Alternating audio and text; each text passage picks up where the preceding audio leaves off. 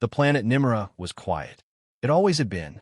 Orbiting a pale yellow star at the edge of the Andrus sector, it had no cities, no satellites, no life, until now. For centuries, it had drifted through space, covered in thick forests of purple leaf trees and vast stretches of empty deserts. Its skies were bright blue during the day and glowing silver at night. It was peaceful, undisturbed. That peace ended the day humanity arrived. Lieutenant Kara Voss stood on the ramp of the transport ship Magellan, looking out over the landing site. The wind was dry, brushing dust across her boots. Around her, research teams unloaded equipment. Tall sensor towers were being set up. Rovers rumbled over the rough ground. This was Outpost Vega 9, the first Terran assembly base on Nimra. Karapulit had jacket. The air was breathable but thin. She took a slow breath and looked up at the sky. 2 moons hung over the horizon. She had seen hundreds of worlds in her military career, but Nimra felt different. It felt old. She had left the army 5 years ago. The blood, the battles, the endless wars. She had walked away from it all. She had trained as a xenobiologist, hoping to study life instead of destroying it. That choice had brought her here. Lieutenant Voss, a voice called. She turned. It was Dr. Elric Rain, lead scientist of the Nimra research team. He was thin, with gray hair and tired eyes, always staring into his datapad. "We're ready to begin the survey of the ruins," he said. Kara nodded. "Lead the way." They boarded a rover and drove east across the desert plains. The ground shimmered under the twin suns. After an hour, dark shapes began to rise on the horizon. Towers, broken walls, and strange spires stood in the sand.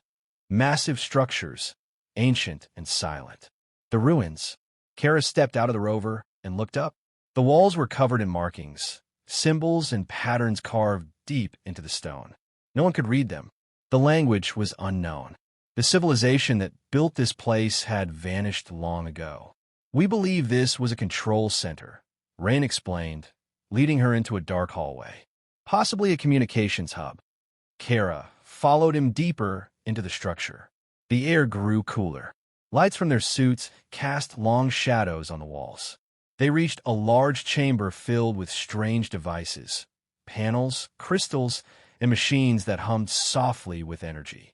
"This is the core," Rain said. "It's still active. We've never seen technology like this." Kara moved closer to one of the panels. Symbols glowed faintly under her touch. She felt a strange pull, as if the machine was waiting for something. A command. A trigger. "Be careful," Rain warned. "We haven't activated anything yet. We don't know what it does." But Kara was already leaning closer.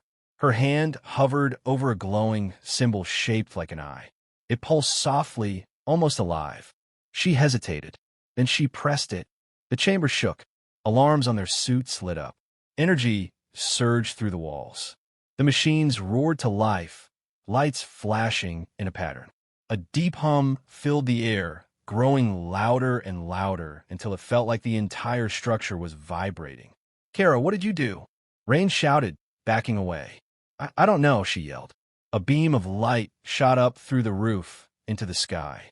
It was bright like a second sun. Kara and Rain rushed outside. The beam stretched high into the atmosphere, pulsing rhythmically. "It's sending a signal," Rain said, his voice shaking. Kara stared up at it. "To who?" No one answered. Hours later, back at Outpost Vega 9, the signal finally stopped. The beam vanished, leaving the sky empty once again. But the damage was done. Deep space sensors picked up movement, ships, hundreds of them, approaching the Nimra system. Unknown design, unknown origin, moving fast. Command confirmed it. They were not human. They were not friendly. Kara stood in the control center, staring at the data. Her chest felt heavy. She had come here to study, to bring knowledge, not war. But the war had already started, and she had lit the match. The ships arrived without warning. 12 hours after the beacon signal ended, Outpost Vega 9's long-range scanners picked up fast-moving objects entering the outer edge of the Nimra system. At first, it was only a few blurry shapes against the stars, small and distant. Then came the flood. Hundreds of them. some the size of shuttles, others as large as city blocks. None of them responded to hails. None of them broadcast any known language or signal. They flew in complete silence. Lieutenant Kara Voss stood beside Commander Keen inside the outpost's main command center. The room buzzed with tension.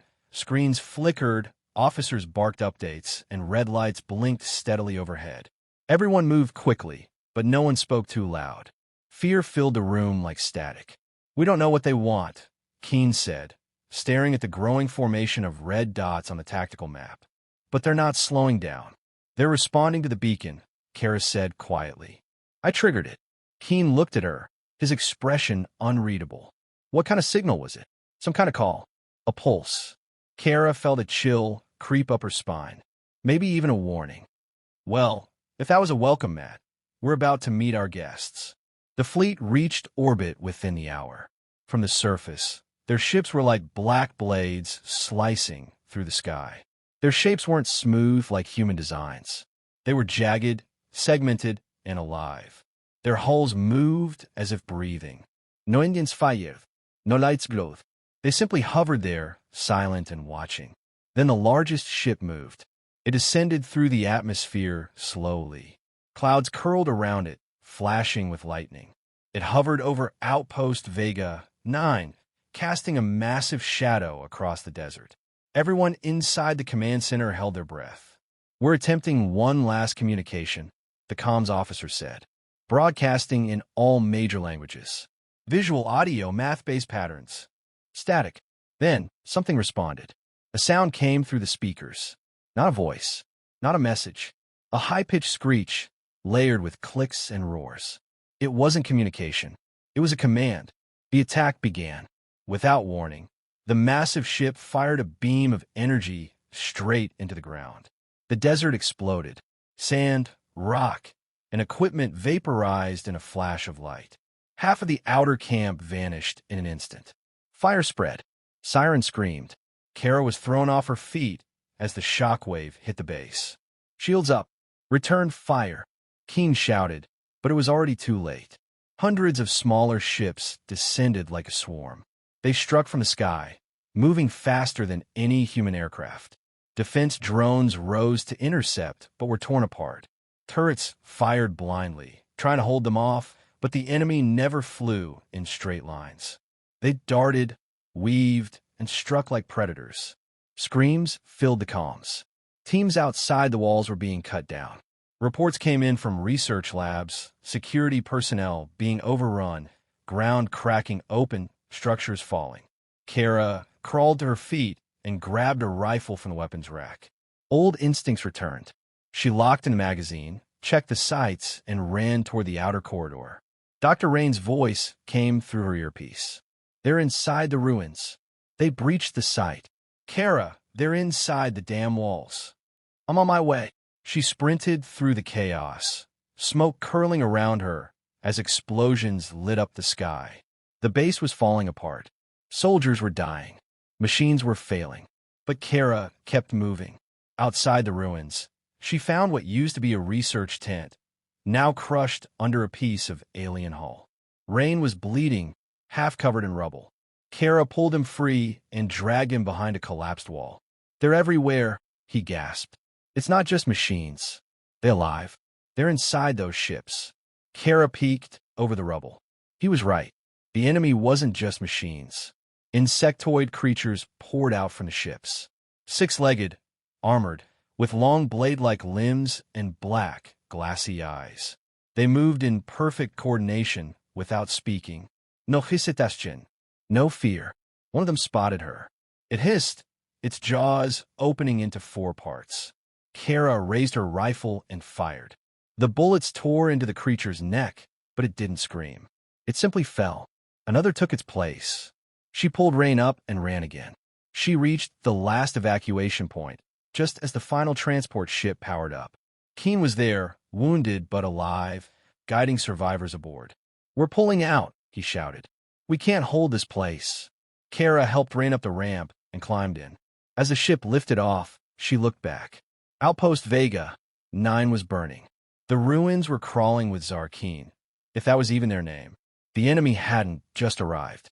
They had claimed the world in hours. Inside the ship, Kara sat in silence. Her hand shook. Rain leaned against the wall beside her, his eyes glazed. "I called them," she whispered. "I called them here." Keen turned toward her slowly. "Whoever they are, they weren't just passing by. That signal woke them up." Kara stared out the small window as the planet shrank beneath them. Flames still lit the surface. She had hoped to study alien life, learn from it, understand it. Now she knew. It didn't want to be understood. The survivors didn't have time to mourn. The Magellan raced back to the nearest military station in the Andrus sector, Apex Command, a fortress in orbit above a gas giant called Loros. It was one of the Terran Assembly's strongest defensive positions, surrounded by fleets of warships and protected by thick energy shields. Kara Voss stood at the viewing window as the ship approached. Battle cruisers and defense platforms drifted in formation. Turrets tracked the skies. Fighters zipped through space like insects around a nest. Everything looked ready for war. But Kara knew it wasn't enough. The moment the ship docked, military officials rushed them to the briefing hall. Kara, Commander Keen, and Dr. Rain stood before a large circular table surrounded by admirals, scientists, and diplomats. Holographic displays showed the Nimrus system, now flashing in red. "What happened out there?" Admiral Farron demanded. He was tall, gray-haired, with a voice that filled the room. "You triggered the beacon, and now the entire sector is under threat." Kara stood straight, though her legs felt weak. "We believed it was a data archive, a harmless activation, but it wasn't." Dr. Rain stepped forward. The beacon was ancient technology. It sent a signal deep into space, and something answered. Admiral Farron leaned on the table. "You saw them up close. What are we dealing with?" Kara swallowed hard. "A hive species. Insect-like. They attacked without warning, without talking. They're highly coordinated and extremely violent." An alien representative from the K-Layer Dominion leaned forward. His skin was blue and scaled, his eyes cold. "You mean the Zarkeen?" The room fell silent. "You know them?" Kara asked quickly. The K-Layer ambassador nodded slowly. "Legends speak of them. Millions of years ago, they wiped out entire civilizations. Then they vanished." "Vanished where?" Commander Keen demanded. The ambassador shook his head. "No one knows. Until now." The tension in the room thickened. Kara stepped closer to the table. The beacon wasn't just a signal. It was a call to war. The ancients may have used it to lure the Zarkeen to destroy their enemies. Murmurs spread through the council. "Then the Zarkeen must believe we called them to attack," the ambassador said. "Kara nodit grimly. And now they're here to finish the job." Admiral Farron turned toward the fleet officers. "We need to prepare the sector's defenses. Alert every allied world. Lock down our borders." But before anyone could respond, the Council's communication systems lit up. Incoming transmissions, dozens of them. Allied governments, alien coalitions, independent worlds, all sending the same message. "You have brought this war to all of us." The K-Layer ambassador stood slowly. "Our people cannot stand beside you if you're the reason this threat has returned." Commander Keen slammed his fist on the table. "We didn't invite them. We didn't even know they existed." "But you woke them," the ambassador said coldly. The debate exploded. Accusations flew. The council fractured. Allies began pulling their fleets away from human space, leaving the Terran assembly isolated. Kara watched in disbelief. This wasn't just war, it was political collapse. Later, in a dim hallway outside the council chamber, Kara leaned against the wall, her head pounding. Dr. Rain approached, his face pale and worn. "We're losing everything before the fight even begins," he whispered. "Kara nodit. We can't win this alone." They walked together to the research wing. Kara needed answers. She needed to understand who the Zarkeen were and how to stop them. Rain pulled up data from the ancient ruins, cross-checking it with old K-Layer archives. It took hours, but slowly a pattern emerged. The beacon had been used many times in ancient history. Each time, the Zarkeen appeared. Each time, civilizations vanished. The records showed no survivors, no victories. Only destruction. Kara leaned in closer. Is there any record of peace? Rain shook his head. Nothing. The Zarkeen don't negotiate. They consume, destroy, and move on. Karakudanchit had feasts. There had to be another way. She couldn't accept that death was the only future. Suddenly, a new report flashed on Rain's screen. An alien relay station on the edge of the sector had picked up another transmission. It wasn't human. It was from the Zarkeen fleet. A single, short message, repeated over and over.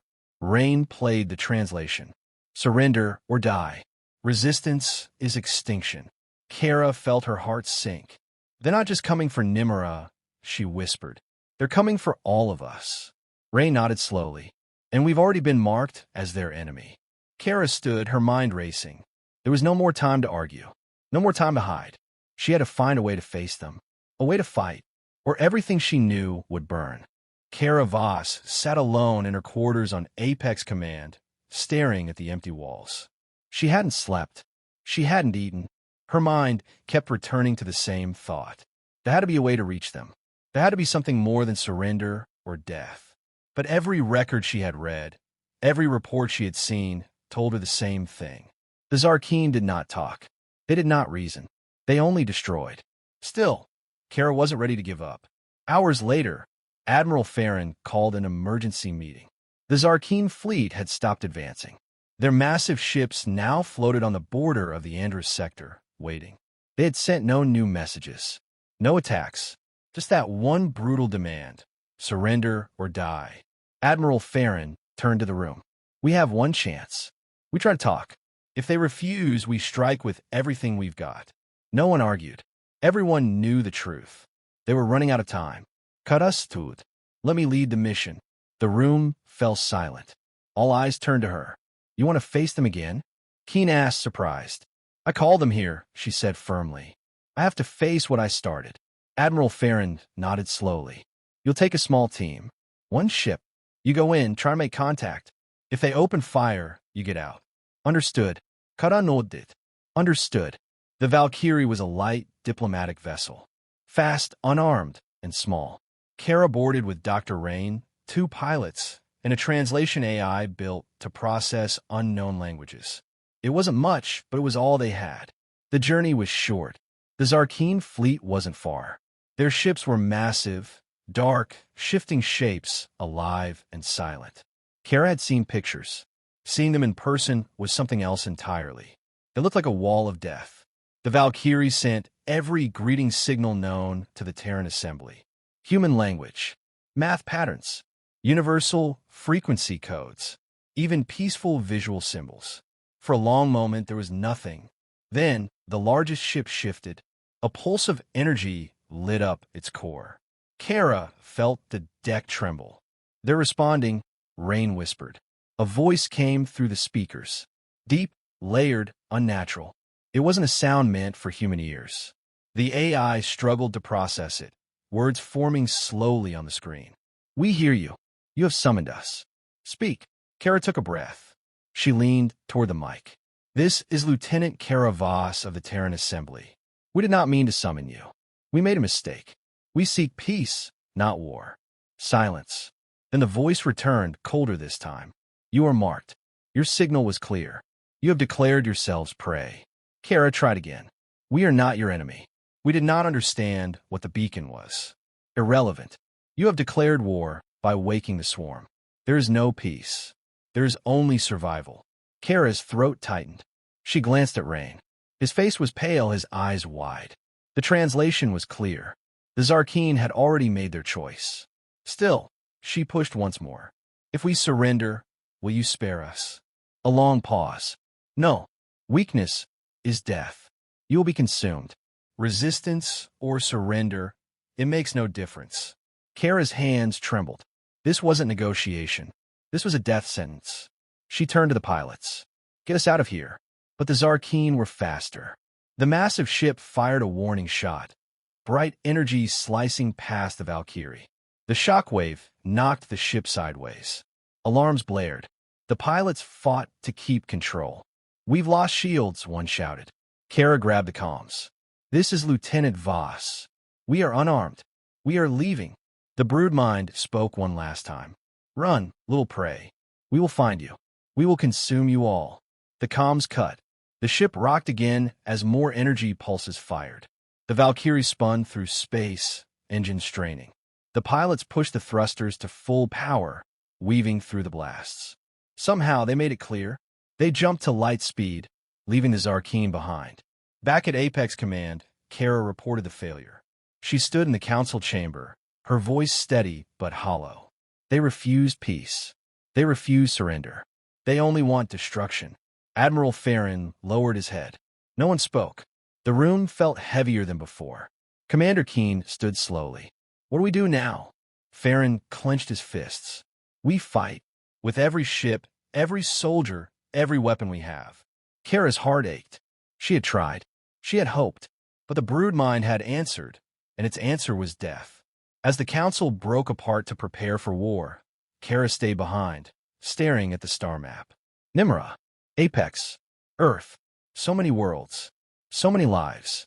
She had one last thought before leaving the room. If they couldn't stop the Zarkeen by talking, they would have to stop them another way. But how? The war had already started, but Kara Voss knew the battle could not be won with guns alone. She had listened to the broodmind. She had heard its threat. Now she believed there was still one move left, a chance to cut off the invasion before it spread beyond the sector. It was a dangerous plan, but it was the only one they had. Kara stood before the council again, this time with Dr. Rain by her side. Her voice was calm but firm. The beacon is still active. It's sending a pulse that keeps guiding the Zarkeen to us. If we shut it down, we might stop more from coming. Admiral Farron leaned back in his chair. You think that will make them stop? Kara shook her head. No, but if we stop the signal, we can slow their reinforcements. We could buy time to strengthen our defenses. Maybe find another way to stop them for good. Commander Keen nodded. She's right. We can't win this fight if they keep bringing more. After a long silence, Farron agreed. Take a team. Get it done. The mission was simple on paper. In reality, it was suicide. Kara took a small group, 10 soldiers, 2 engineers, Dr. Rain, and herself. They boarded a stealth shuttle called the Sparrow, designed for speed and silence. Their target, the ruins on Nimra, now crawling with Zarkeen. As they approached the planet, Kara stood behind the pilot, staring at the burned remains of Outpost Vega 9. From orbit, she could see fires still burning, ships still parked above the ruins. The Zarkeen were still there, waiting. This is going to be close, Rain whispered. Kara nodded. We going fast. No mistakes. The Sparrow slipped through the atmosphere under heavy cloak, avoiding detection. It landed several kilometers away from the ruins in a dry canyon. The team disembarked quickly, moving on foot to avoid making noise.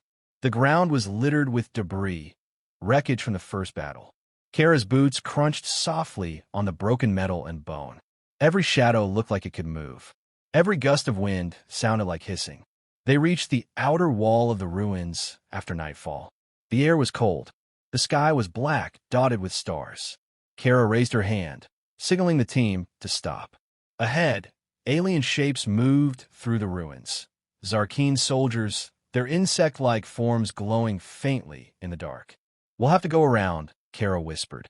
The team split into smaller groups, using the collapsed walls for cover. Step by step, they worked their way toward the beacon chamber. Every moment felt like a trap waiting to spring. Suddenly, a soldier slipped on loose stone. His weapon clattered against the wall. The Zarkeen heard. They turned as one.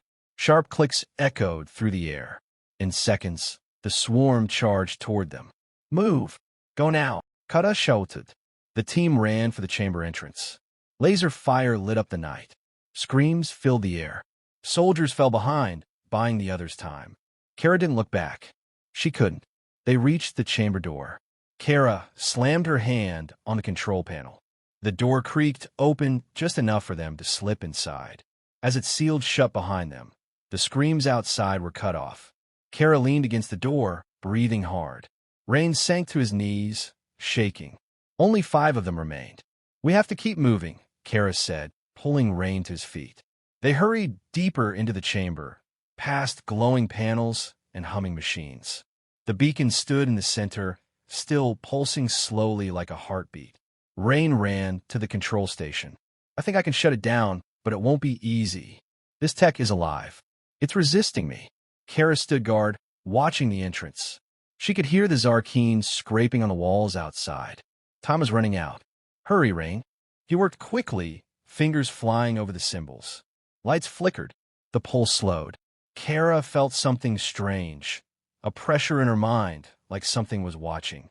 Suddenly, the room grew darker. The machines around them shifted. A deep voice filled the air, not from the speakers, but inside their heads. "We see you." Kara staggered back. Rain clutched his head, groaning in pain. "You cannot stop the swarm." Kara realized what was happening. The brood mind was reaching them directly, using the beacon's power. "No, karav hisperet." She stepped forward, touching the beacon's core. A surge of energy hit her, pulling her into a flood of visions. Stars burning, worlds falling, civilizations dying. The hive mind was showing her everything it had done, everything it would do. Kara gritted her teeth and pushed back. In her mind, she built an image, a lie, but one strong enough to make the brood mind hesitate. She showed it a galaxy united, hundreds of fleets standing together, weapons beyond anything the hive had faced, a wall of fire too strong to break. The brood mind paused. "Deception or truth?" it whispered. Kara forced the image to grow stronger, filling it with power and numbers the hive could not defeat. "Try us," she whispered. The pressure vanished.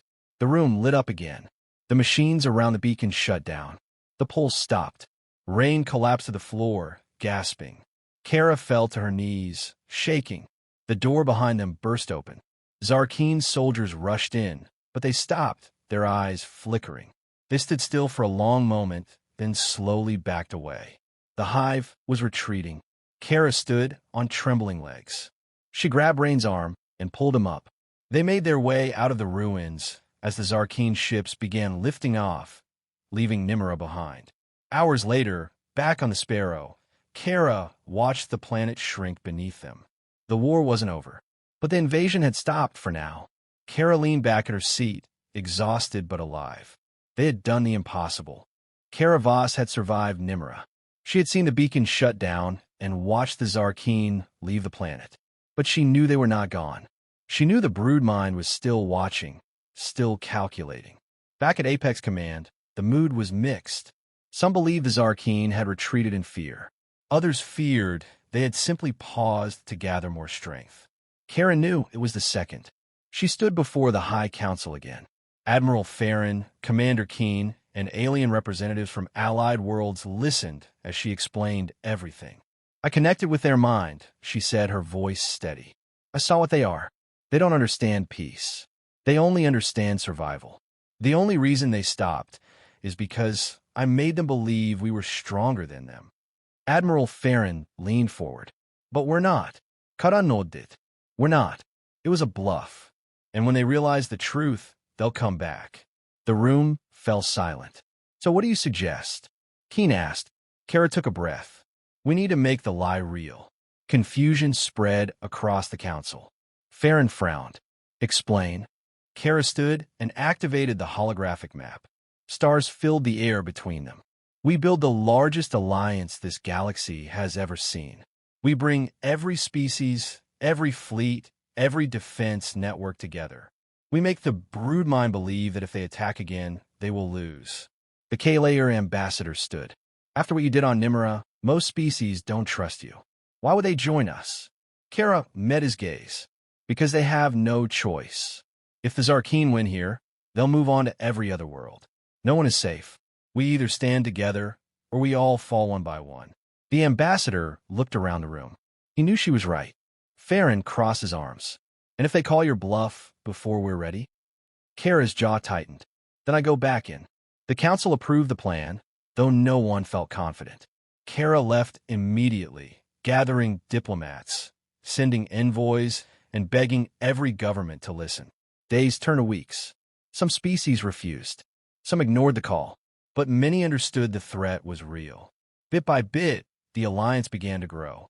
Not enough to truly stop the Zarkeen, but enough to build the illusion that they could. Kara knew it was time to face the broodmind again. She boarded the Valkyrie once more.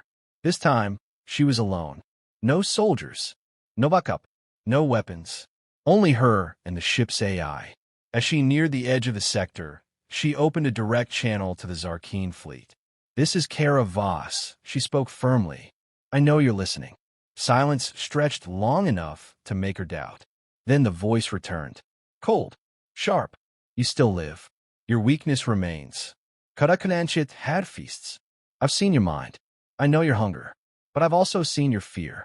You don't attack what you can't defeat. You lied. There is no great alliance." Kara stared at the controls. "No, but it's coming." She sent the transmission, the only weapon she had left. It was a looped display of the growing fleets, the unified forces preparing to stand together. Ships from dozens of worlds, working as one. A bluff, but a powerful one. The brood mind watched in silence. Kara took a shaky breath. "Attack us, and you will face extinction. Leave us alone, and you survive." Another long silence followed. Kara felt the weight of the moment pressing down on her. Finally, the brood mind spoke again.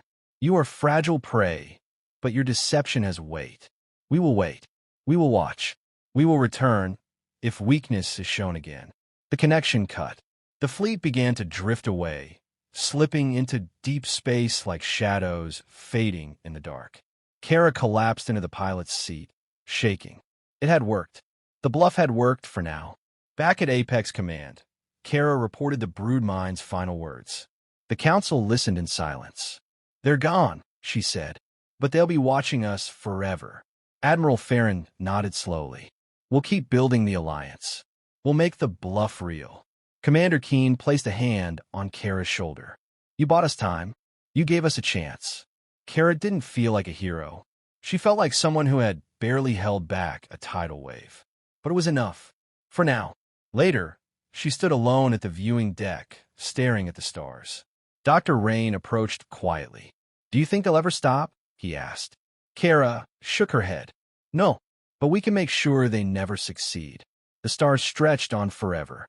Somewhere out there, the Zarkeen were waiting. But so was the future Kara had fought for. A future where the galaxy stood together, ready for whatever came next. The official reports called it a victory for the Andrus sector. But Kara Voss knew the truth. It wasn't a victory. It was survival bought with a lie. Weeks passed after the Zarkeen withdrew. Their massive hive ships disappeared into the darkness beyond the stars. Sensors tracked them for a while, but they eventually vanished without a trace. No one knew if they had returned to hibernation or if they were still watching from afar. The Terran Assembly declared the sector secure, but no one truly felt safe. Kara stayed at Apex Command while leaders from across the galaxy arrived for peace talks and defense negotiations. For the first time in history, species that had never spoken to one another gathered in the same halls. Old rivals sat side by side. Enemies began to draft treaties. Kara watched it all from a distance. Admiral Farron approached her one evening in the empty briefing chamber. He stood beside her silently for a moment before speaking. "You should be proud," he said. "You forced the galaxy to face the truth. You gave us time to prepare. Kara nodded slowly. But they'll come back." Farron sighed. "Maybe not for years. Maybe not for centuries. They will come back," Kara said again, more firmly this time. "And when they do, we can't rely on tricks. We have to be ready for the real fight." Farron placed a hand on her shoulder. "That's why we're building the Alliance Defense Pact. This time, the galaxy will stand as one." Kara turned to him. "Make sure they do." Dr. Rain found Kara later that night on the outer observation deck. She stood at the edge, looking out at the ships gathering in formation. Human ships, K-layer cruisers, Varkin spike frigates, even fleets from smaller worlds Kara had never heard of before. "What happens now?" Rain asked quietly. Kara didn't answer right away. She watched the ships moving, like pieces on a game board, all preparing for a threat they hoped would never return. "We build," Kara finally said. "We train. We learn. We make sure we never face them alone again." Ray nodded. He knew she was right. The cost had been too high already. Later, Kara packed her things. She had done what she could. The rest would fall to the council, the admirals, and the politicians. Her job was done, at least for now. She boarded a small transport heading back to Earth. As the ship lifted off, she looked out the window one last time. The stars stretched wide and endless, but something had changed. For the first time, they didn't feel like distant, cold lights. They felt like a promise, a warning, a future that still had a chance. The journey home was quiet.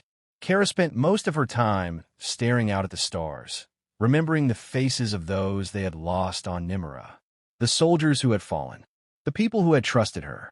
She carried that weight with her, knowing it could never truly be lifted. But she had bought them time, and time was life. When Earth's blue oceans and green continents finally filled the window, Kara closed her eyes and breathed deeply. Home! The fight wasn't over. But for now, the galaxy had survived, and that was enough.